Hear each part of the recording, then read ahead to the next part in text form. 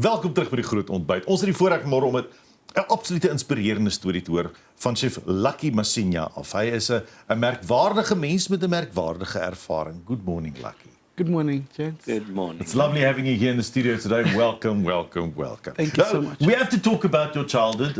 All of us, we start, that's our start.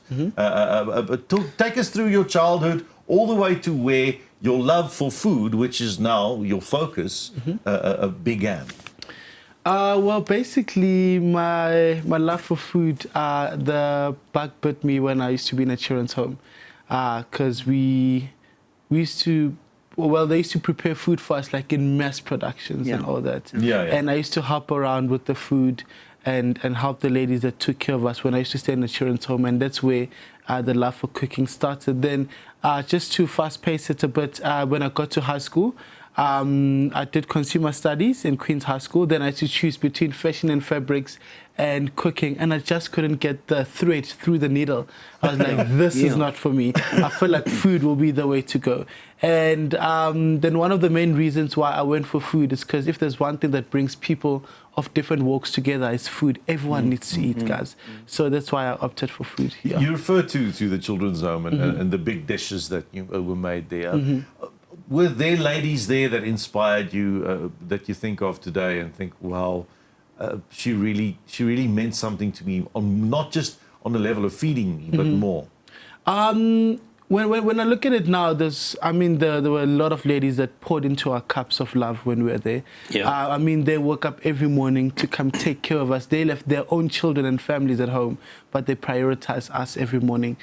So there was a lady by the name of Evelyn. She actually stayed with us on the property. Then she would leave maybe like a month or two later. Then when I think about it now, I'm like, this lovely lady gave up her own family to come take care of us.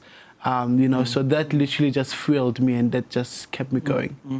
But earlier in your childhood years, I see you slept under a bridge at one stage in Johannesburg, and moving from that to where you are now, I mean, that's absolutely a story of hope. How would you encourage other people, or maybe just share with us briefly, how did that happen? So I used to sleep under the Joe Slovo Drive Bridge in downtown Joburg. Wow. So that's just to be exact, so you know the Vodacom Tower in the central of Joburg? So the bridge that runs underneath from town all the way to Parktown, I used to sleep under the bridge. And I used to beg a lot in the Bedfordview areas, Parktown areas.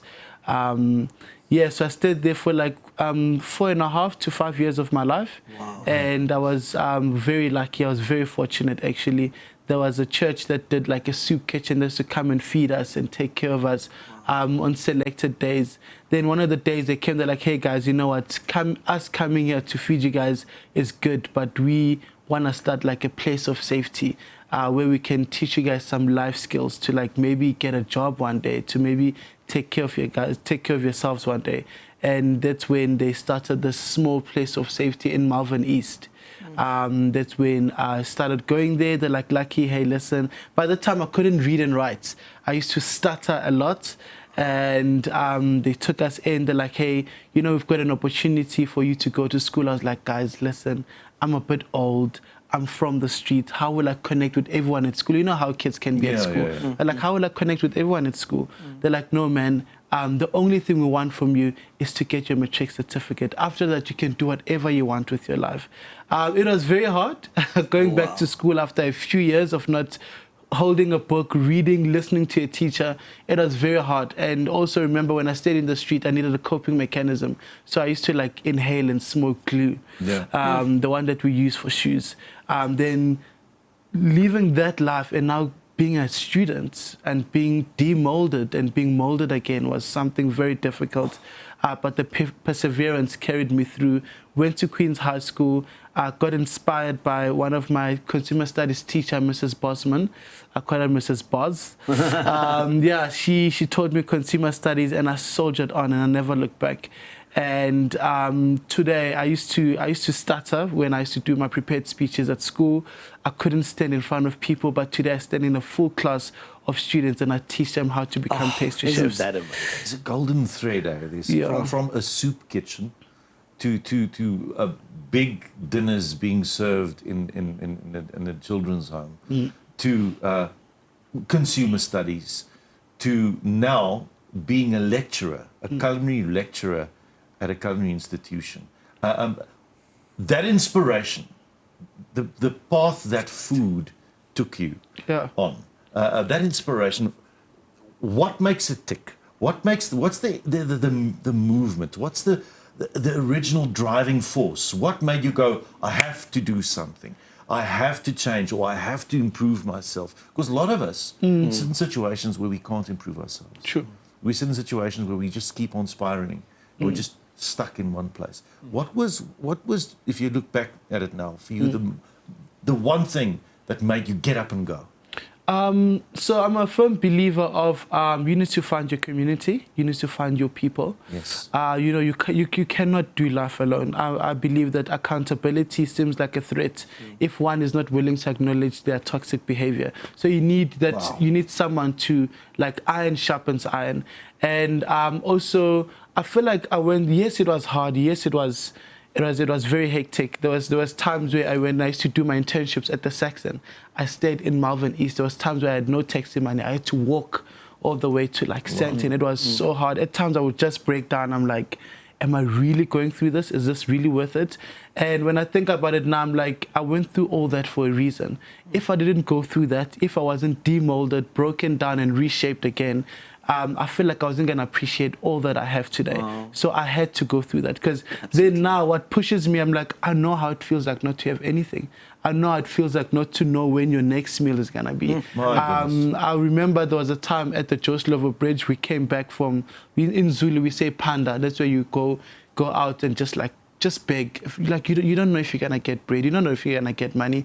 We came back and they actually put stones facing up, so that when you try sleep, you can't sleep. We just like, guys, today we just have to see. We slept on the side of the road. Then the following morning we had to chisel the stones and go back again. So I'm like, in my head, if I don't feel myself, if I don't keep working, if I don't keep investing in myself, I know how it feels like. You know, I know how winters feel like in the street. I know how Christmas without family, or Easter without the pickle fish and all that, I know how that feels like. So that on its own keeps me going. Then another one, I'm like, I'm gonna stand up now and I'm gonna write on someone's blank canvas, which is someone else's child, which is someone else's student. Yes. This is my student now. So I need to give them that information. So whatever I invest in myself, I need to reinvest it back into my students. It is so strong. You know, you could have been a better person, Lucky. You could have said just, this is what life's given me and I'm just gonna take it. But you chose to better your life. And as an influencer today, I think you've got such an amazing time to influence other children or youngsters and who's searching for answers in life. What would you tell people who search for life, for answers? Sure, that's a very hard question. So I did an interview not so long ago, and they asked me, like, what would you say to someone? What would be that thing that you'd leave them with? And sorry, I'm getting a bit emotional. I'd tell them that, you know, diamonds are made under high pressure. You know, they need to be molded, they need to be burnt, they need to be chiseled before they're actually polished and they put on a glass somewhere so that they're of high value. And I'm like, I'll tell them that the high pressure that you're going through, the chiseling, the demolding, the shaping, it's all for a reason. It's there for a reason. So keep on keeping on, keep on going, and also be kind. Don't burn bridges. I believe you cannot burn bridges. Be kind. You need to live with people. Find your community. Reinvest in yourself, because that's very important. And I always live by not a quote, but something that I tell myself. There's 3 types of people in my life. There's people that are ahead of me, that I look up to, that mentor me, that I walk with. Then there's like my boys, you know, like my friends, people that I do life with. That's where accountability takes place. And the last people, that's very important, the people that are behind me. What am I doing now? Because whatever I'm doing, they're looking up to me. So those are the 3 groups of people that keep me going. Sjef Lucky, you are quite an inspiration. Thank you so much. And now I mean, you are on an amazing path, culinary-wise, cooking, a sense of community and food, combining that and making quite a statement in the industry. Thank you so much for joining us today and sharing your inspirational story. I'm sure it touched a lot of our lives. Thank you so much. I appreciate it. Nou ja, daar sê Sjef Lucky Masinya, né? Nice. Nou ja, as ons terugkom na die advertensiebreek, dan praat ons met nog 'n chef. Glo dit of nie.